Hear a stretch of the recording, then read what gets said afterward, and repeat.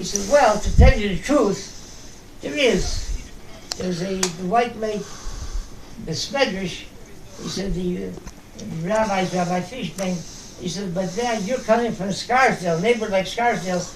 He said, Rabbi Fishbain's synagogue is in what they call in Williamsburg, in Borough Park, they call that a shtibel. He said, so I don't know if that's for you. So he tells the story, he says, so he went out and he looked around. This was before we started rebuilding our Smedrish. So he took a look and he said, yeah. He realized, he said, it's quite a distance from Scarsdale to Shtibel. He said, but that's only from the outside. But he said, once he comes inside, so he said, once you get involved here, he says, it's like the mafia, you can't get out of here. So what is exactly that Aaron HaKohen had the menorah? The Shalom HaKodesh says, when the Rabbi gave instructions for the crafting of the menorah, to build the menorah. So Rabbi told them is Mikshazah that there's the menorah, the way it should be constructed and crafted has to be from one solid piece of gold and kafterel ufracham meno yihiyu. And all the knobs and the flowers, all the decoration, the ornaments on the menorah has to be chiseled out from that one solid piece of gold. Of course, it's much more difficult than taking individual pieces of gold and crafting it and then soldering it on. This way you have to chisel out from the entire solid piece to continue chiseling until you make the form and the artwork of it. And he said, well, what's the meaning? The meaning is like this. He says, the menorah, he says, represents Torah. The light of the menorah represents Torah. This is to teach us that we shouldn't be intimidated. We shouldn't feel that worldly, that secularism, that psychology, science, philosophy, that's something that if you want to clarify a particular thought in the Torah, you don't have to draw from sources, from philosophy, from science to clarify it, to beautify it, to elucidate it. From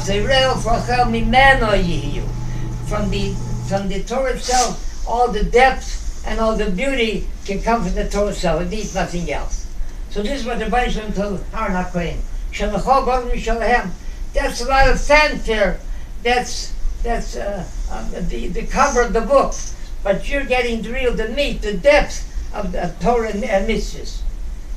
The chivas, the value, the beauty of Torah throughout the ages. There was the very great Torah scholar, the Leizer Finkel, who was a master builder of Torah. His whole life was only to build Torah. And he suffered poverty in the extreme. Ovadiah Yosef, when Leizer, the Mirrer Yeshiva, when he left this world, Ovadiah Yosef came to the Yeshiva called Behaalosecha, the Rebbetzin and the children. He said, let me tell you a story about your husband and your father.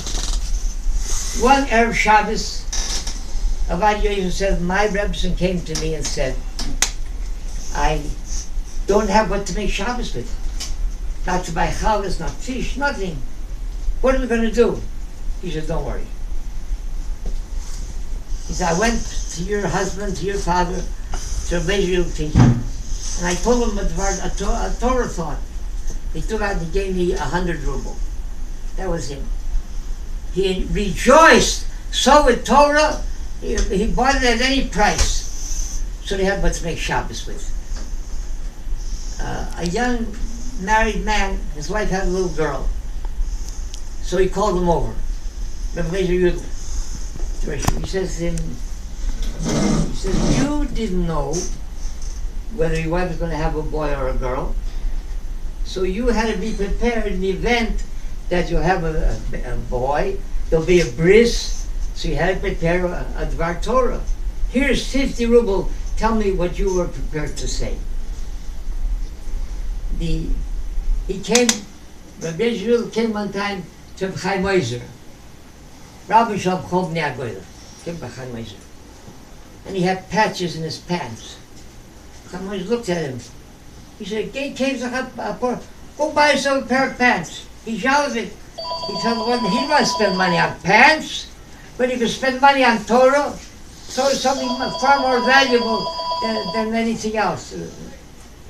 In conclusion, we have here on Simchas Torah, like I was mentioning to David Chaim, two mishpachos are sitting here tonight. There came a group of young men that we were trying to draw them closer and closer to Torah mitzvahs. They came on Shmini Atzeres, Yisker, then they came on Simchas Torah. On Simchas Torah, we don't have 200 people here, but the nice crowd that there's here, so being that they're giving all they have between each hakofer, I say a few words to recharge them, pump in fresh blood. I was getting ready to speak by the fifth hakofer, and a young man, a dress designer, Peter Spiegel, comes over to me. He says, Rabbi, I said, can I say something? I said, certainly, Peter. He said, yesterday, Rabbi, you gave me the honor of binding the Torah together. I gave him Lilith. When I went home to sleep, I didn't go to sleep until I bound the Torah to my heart. Please teach me Torah.